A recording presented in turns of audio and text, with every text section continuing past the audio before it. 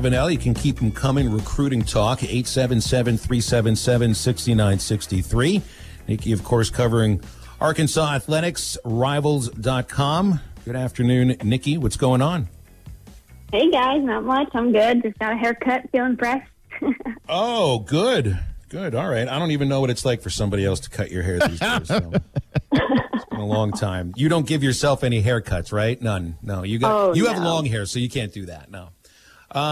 So, yeah, you said not much is happening, but, boy, yesterday would be the opposite of not much happening. I mean, it was already Mount Rushmore season up until a week ago. And then last week was the week that it felt like the underpinnings of college football were falling away. And now yesterday we get Isaiah Joe news. We get the first day of practice. We get an SEC full schedule released. And it was like a big news dump yesterday on a Monday. It's a reporter's dream. Yeah, it's so nice because you have, some content that you might have planned for the day. And then when you get all this breaking news, you're like, oh, I can just push this to tomorrow and just, focus on this stuff today. And, wow, big day. And the start of fall camp is always super exciting. We have a huge, headquarters on HawgBeat. So, if you miss anything, if any video, photos, notebooks, anything like that, you can go back and find it all in one place. But, yeah, it's going to be hard to keep up with this stuff because we're going to have just tons of updates every single day. And if you miss a day, you're going to be like, oh, what? I must have missed it. Yeah, no, don't let them miss a single thing. So let's see what's a standout. Let's go with the schedule release first. Bookends to the season for Arkansas couldn't be any tougher. Georgia to open the season. I mean, is that a gift for Georgia? Is this a nice thing for Arkansas to get one of the toughest opponents of the season out of the way early? Does that even matter with the toughest schedule in the history of college football? What stood out from yesterday's schedule release for you? Well, first, I think playing Georgia to start the season, while obviously a very, very, very tough challenge, I think it starts us off with some intrigue. You have Sam Pittman and a ton of his staffers, facing their former employer at Georgia. And it's a game that you hope Arkansas can maybe show a little bit of something so that you can be excited for the rest of the season. I know that, it's going to be a tough game, but if Arkansas can still make some big plays and stuff like that, then you might have a little bit more hope for, Mississippi State the next weekend. So I like that start to the schedule, and like you said, you just kind of get it over with because the whole schedule is tough. So there's not really ever going to be like except for the bye week. Yeah. All right. Now, as far as practice is concerned, the thing that I think is most important for me now, and I think we might have talked about this last week, what Sam Pittman said is they are looking for, on the offensive line, the 5 best players. He's not talking about certain people at certain positions. He's looking for the 5 best offensive linemen. And I guess you line them up from there. Now, you might have certain positions picked out for certain guys, but for me right now, at least offensively, that's the story of camp. Yeah, there's, you return a lot of talent there. You have Ty Clary, you've got Myron Cunningham, Shane Clennon, just a lot of guys that have experience, but just generally the line play was not that great. They were in the bottom half for sure, and then probably the bottom quarter, while still, Florida, for example, had a not great offensive line, but they were still a really good team. So you just have to find ways to overcome that, and you're not going to do it with bad quarterback play. So at least Felipe Frank can elevate them. But I think they are going to end up keeping a lot of last year's starting line, but they're, working Ricky Stromberg more at center so that maybe Ty Clary doesn't have to deal with that because generally he's a very good offensive lineman, but I don't think snapping the ball is really for him. So if he could move to a guard spot, that would be great. And then he's also a really good sixth-man option as well. If he doesn't win a starting spot, he'd be a fantastic guy to go in for rotation purposes. And then if anyone gets hurt, you have someone there But I'm wanting to see some of the, redshirt freshmen and then the freshmen as well. Like Jalen St. John put on a ton of weight, and he's probably going to have to slim back down. But I want to see how these guys look next to the rest of the group, and if they're, keeping up with the tempo of the game. Because these guys, even though they put on a lot of weight, they're going to have to move fast. But yeah, I'm sure that Hutch will immediately be, filming as much offensive line stuff as he can when he gets out there on Wednesday. Speaking to Nikki Chavenelle here on Halftime. Nikki, got several questions text in here on our text line, and like Phil said, you got a question for Nikki. It's 877-377-6963. First one comes from Dennis in Van Buren. He wants to know if there's any 2022 kids that are close to committing to Arkansas. Like, he brings up like James Joyner and Marion Harris. Any info on any 2022 kids? There was a lot of buzz surrounding James Joyner. I want to say like last week, so it's still there.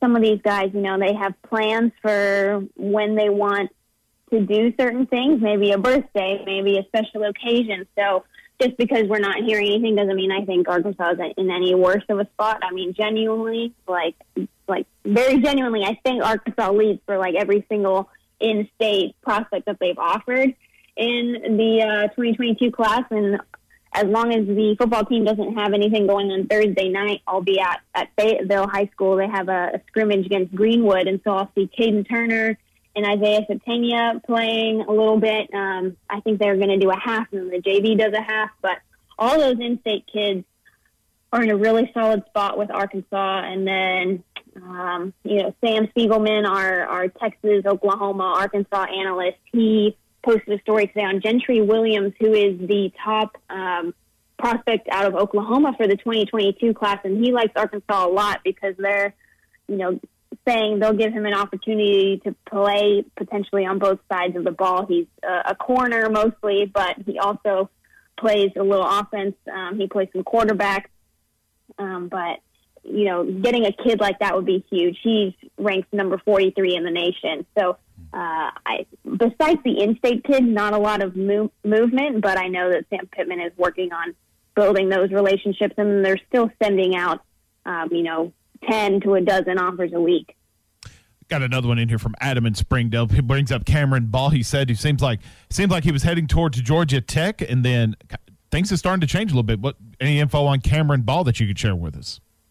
So yeah, he's a offensive tackle and defensive tackle from Georgia. Some schools are recruiting him on the offensive side, but Arkansas likes him for the defensive line. Really big kid from Georgia, and so Georgia Tech was kind of leading for a while because in this climate, a lot of kids look to staying at home. But I mean, Arkansas has been relentless on him. The commits are all over him, trying to get him to commit. And on Friday, I believe he's cutting his list down to maybe a top 5. But then after that, I think Arkansas is much closer to the top right now than they have been in the past.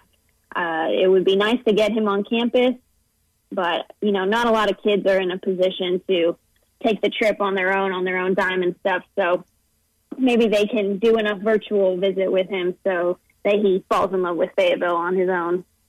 Want to switch to basketball just real quick. Obviously, we know about the Isaiah Joe decision. This comes from Jason in Frankfort, Kentucky, and it's also a question I was wanting to pose to you, too, because you've seen the reports come out that Arkansas added a walk-on graduate transfer in Brandon Kimball. But the question he brings up is, do you think Eric Musselman and that staff will look into the transfer market again to maybe try to pull off another graduate transfer to fill the void of Isaiah Joe?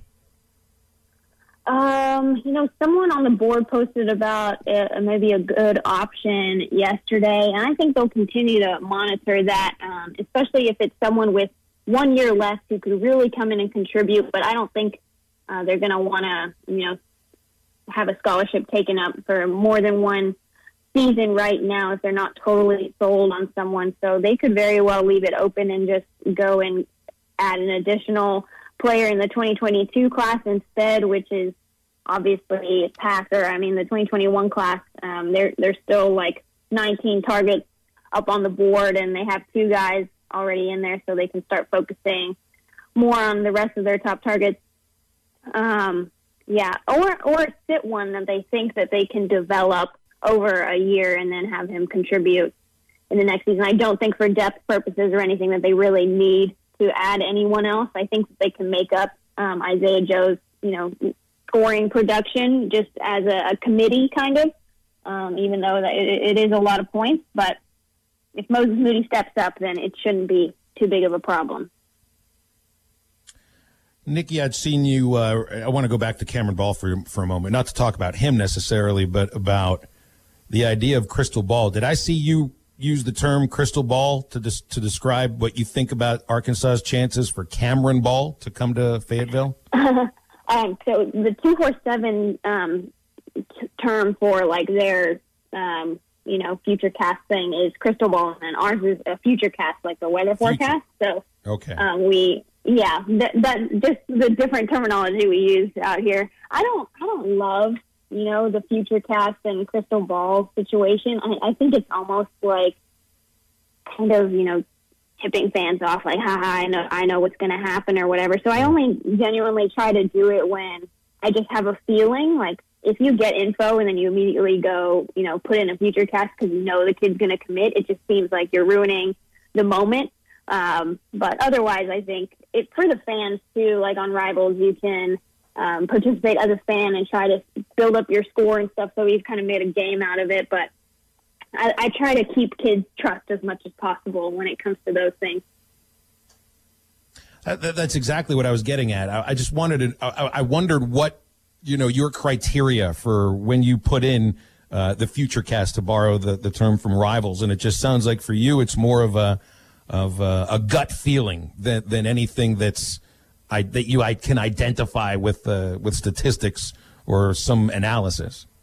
Yeah, if it's so, like for example, last night I got a text from another reporter in the network, and he kind of had a tip on Cameron. So that's something that I can go off of. But if I hear that a kid's committing later today, I'm not going to go put in a future cast pick because I think that's a little cheap.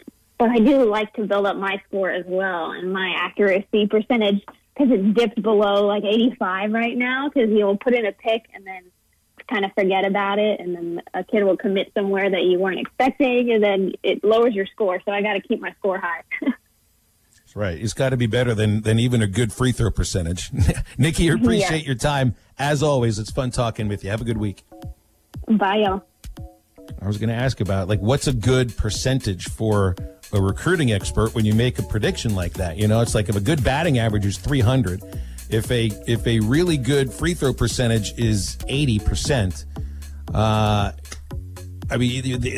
these people need to really be on. You can't be batting 500 if you're going to be a recruiting expert when you make your picks. Is it akin to a goalie's save percentage? Like anything lower than 90% is bad? Is it akin to a shortstop's fielding percentage? Has it got to be in the 96% range? Sounds like 85% is that threshold to where your job might be in jeopardy. Well, maybe not that. Maybe not that far.